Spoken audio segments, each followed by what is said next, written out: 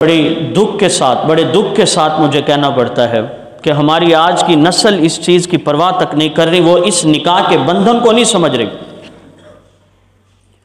ہمارے نوجوان اس سوسائٹی میں ایک خامی کیا ہے؟ نوجوان کو، شوہر کو یہ سمجھایا جاتا ہے کہ بیوی کو پریشرائز کر کے رکھو، دباؤ ڈال کے رکھو بیوی پہ۔ پہلے زمانے میں کیا تھا؟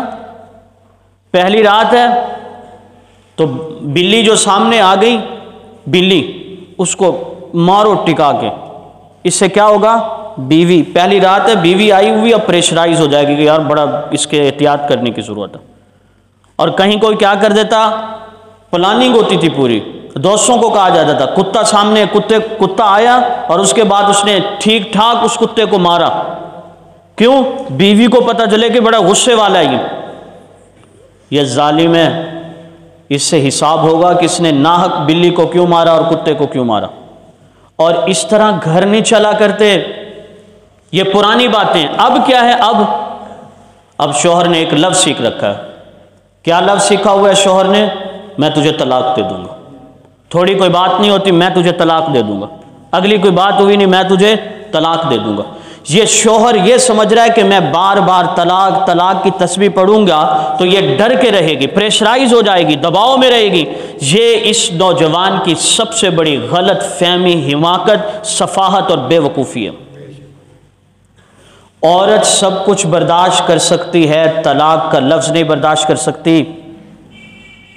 یہ طلاق کا لفظ بجلی بن کے گرتا ہے اس کے اوپر۔ زنا جن چیزوں کی وجہ سے عام ہو رہا ہے ان میں سے ایک شوہر کا بیوی کو طلاق کی دھمکی دینا ہے۔ جب ایک شوہر اپنی بیوی کو طلاق کی دھمکی دے گا، وہ اس چھت کو چھت نہیں سمجھے گی، اس کو پروٹیکشن چاہیے، حفاظت چاہیے، اسے تحفظ چاہیے آپ کی طرف سے۔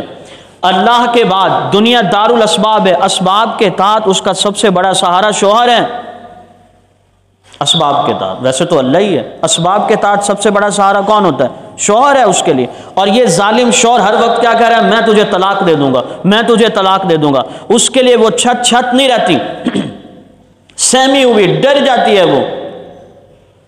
اس کے بعد اس کا ذہن یہ بن جاتا ہے کہ یہ بندہ تو کسی بھی وقت کھڑے کھڑے اس نے مجھے 3 طلاقیں، 3 گولیاں مار دینی ہیں اس نے۔ اب وہ دوسرا چور راستہ ڈھونڈتی ہے، پیچھے جا نہیں سکتی، وہ ماں باپ ہیں نہیں، اور اگر ہیں تو بوڑھے ہیں، کوئی پوزیشن نہیں ان کی، بہن اور بھائی کب تک رکھیں گے اسے؟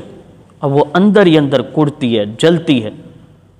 اور اس شوہر کو نہیں پتا کہ میں ایک طلاق کا لفظ کہہ کے، دھمکی دے کر اس کے اوپر کتنا بوجھ ڈال رہا ہوں۔ پھر کیا ہوتا ہے؟ وہ دوسرا آپشن رکھتی ہے اپنے پاس، نیک ہونے کے باوجود، دیندار عورت ہے لیکن چھت نہیں، وہ ڈر رہی ہے در بدر کی ٹھوکریں کھانے سے۔ وہ دوسرا آپشن رکھتی ہے کہ اس نے تو کسی بھی وقت طلاق دے دینی ہے، وہ دوسرے کے سہارے پہ کھڑی ہوتی ہے، اور یہ خوش ہو رہا ہے کہ میں طلاق کی دھمکی دے کے پریشرائز کر رہا ہوں اسے، وہ ٹھیک رہے گی۔ خدا کے بندو، دھمکی دینے سے گھر بنتا نہیں، الٹا تباہ ہو جاتا۔ اور کچھ ایسے لوگ ہیں وہ ہر وقت بیوی کو کہتے ہیں میں دوسری شادی کر لوں گا، میں دوسری 4 شادیاں آپ شریعت کی روشنی میں کر سکتے ہیں۔ یہ کون سے لوگ ہوتے ہیں جو کہہ رہے ہیں میں دوسری شادی کر لوں گا؟ یہ وہ لوگ ہوتے ہیں جو ارد گرد جب مختلف قسم کے چہرے دیکھتے ہیں، کر نہیں سکتے، نہ ان کی ہمت ہوتی ہے اتنی، لیکن ان چہروں کو دیکھنے کی وجہ سے یہ بیوی کو پریشرائز کر رہے ہوتے ہیں میں دوسری شادی کر لوں گا۔ آپ نے پہلی بیوی کے کون سے پورے حقوق پورے کر لیے کہ آپ دوسری کریں گے؟